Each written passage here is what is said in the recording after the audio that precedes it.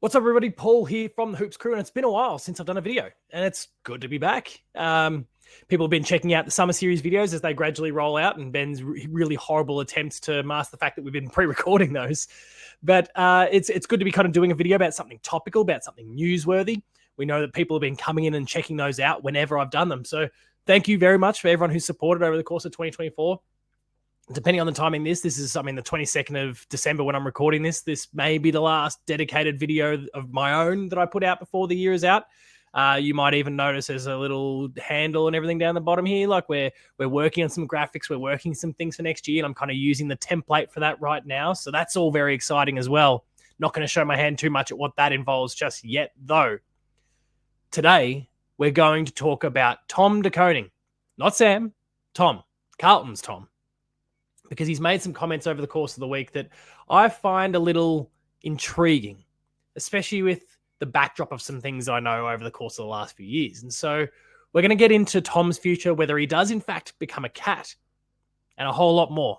So make sure you stick around and we discuss all that. But first, a word from our sponsor.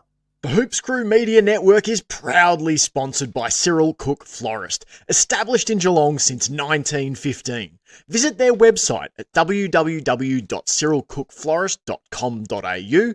That's Cook with an E. Give them a call on 035 222 2244 or mention the Hoops Crew to get yourself 20% off your next in-store purchase when you visit them at Shop 12, 11 Leather Street in Breakwater. Thank you, Cyril Cook, as always. Now, the headline specifically reads, Blues young gun won't put a timeline on free agency call amid massive rival interest. Now, of course, this is just the Fox Footy headline, but there's plenty of articles about this particular piece of story floating around right now. But I want to take some time to kind of pick through what it's talking about, what Tom has said. He's been interviewed over the course of the weeks. Of course, players have been back training. Preseason is well and truly underway at all clubs in the competition right now, whether you're the reigning premier or the team that came dead last. Everyone's back on the track ahead of a Christmas break that's probably started effective this weekend. But he made some comments about his future, and I want to pick through those a little bit. So if there's a bit of context here. Consistency is the big goal for Carlton big man Tom de Koning ahead of his big contract decision as he potentially becomes the most sought-after free agent at the end of the 2025 season. 25-year-old who signed a 2-year extension rather than a long-term deal in 2023 could receive, typo there, life-changing offers from potential suitors that could be hard for the Blues to match. Now, of course, Geelong may not be one of those that's offering life-changing amounts, but they are a massive player in this scenario simply due to the fact that we have his brother, Sam de Koning. And Sam has indicated he's more than happy to stick around. But he's shutting down any thoughts about his future, even refusing to put a timeline on any potential decision, declaring he has unfinished business with the core group of Carlton players who have stuck together and helped power the Blues back into premiership contention. I've grown up playing with a bunch of these boys since I got drafted, and we've stuck together and grown up in the club together, and I'm really loving my footy with them, he said from club's preseason camp in Queensland. The more games we play together, the more cohesion we get. As for potentially playing with his brother, Geelong defender Sam, de Koning was clear. Not while he's at a different club. Now, the rest then kind of talks about, I guess, his preparation for season 2025 and all that's kind of to come there. But what I really want to take some time to pick through this particular news story and why for Geelong supporters, Geelong leadership, if you work at the club, why we should all be paying attention here. Because as has been fairly well documented over the course of the last 12 to 18 months that I've been a part of the Hoops Crew, I have had connections at the Carlton Football Club, and Tom de Koning is one particular story I had quite a bit of insight into. So the article talks about, and I'll kind of get that wording back for myself again. It's right at the beginning here.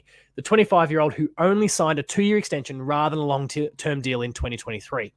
What I need to make abundantly clear for people here, in case I've not mentioned it maybe in its fullest before, I was kind of being mindful of protecting sources and those sorts of things over the journey and trying to be very, very delicate about my wording.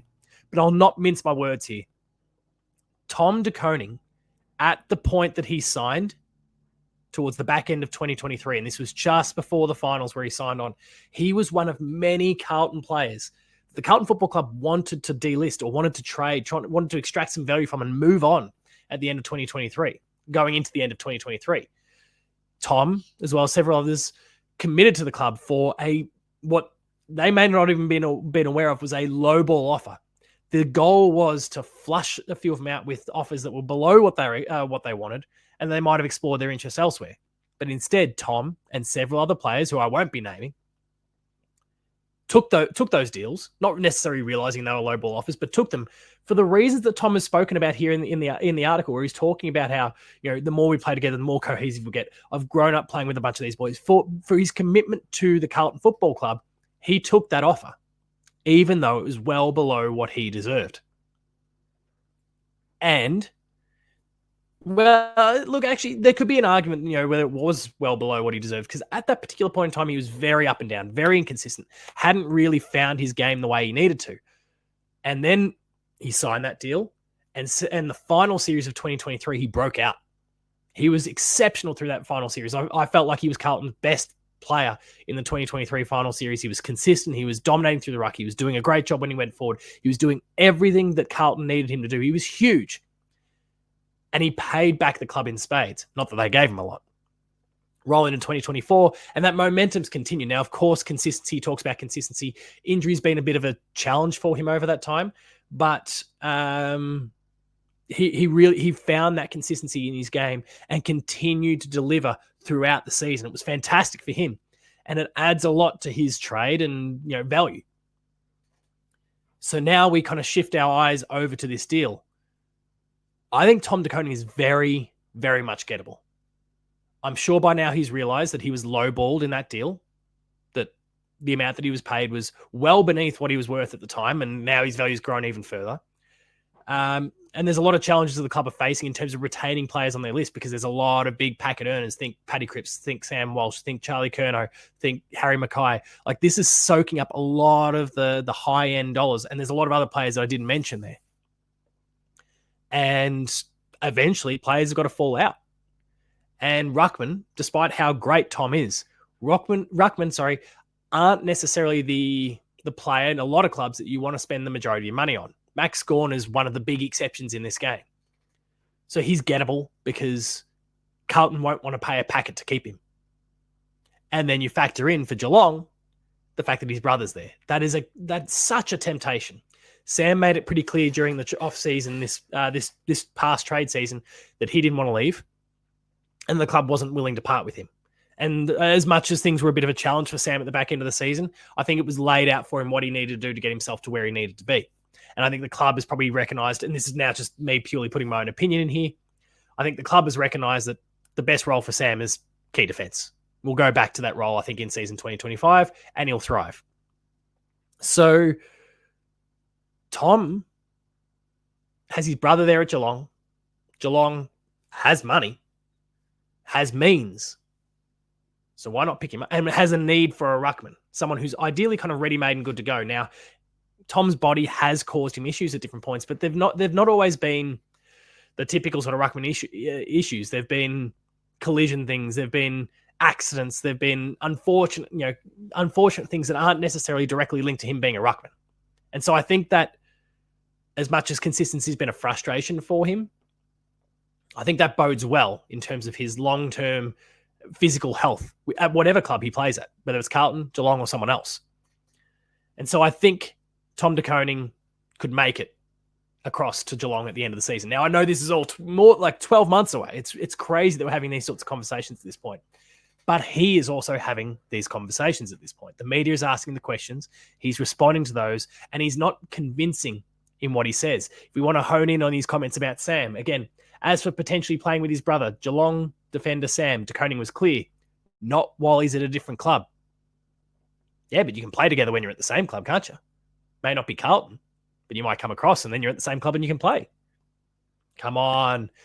He's not definitive in that wording either. Might be reading between the lines a little bit there, but I think there's some smoke to this one. And we'll see over the course of the next 12 months whether there's a little bit of fire as well. Let me know in the comments what you think Will Tom de Koning be a cat at the end of 2025? Let me know in the comments what you think. Make sure, as always, that you check out all of the Hoops Crew content on the YouTube channel. Make sure you subscribe to the Patreon. There's lots of content still rolling out on the Patreon, even though it's the off season. And there's a lot more that we've got planned, so go check it all out. We have big, big, big plans for season 2025. Again, this little handle down here, it's part of a graphics pack that we're putting together for some other stuff. I'm trying to keep some things hidden. I don't want to speak too much. Ben's a loose lip, so I'm sure it might come out at some point. But stay tuned for all of the awesome stuff that the Hoops Crew has in store for season 2025. We're really looking forward to delivering in a big, big way for you.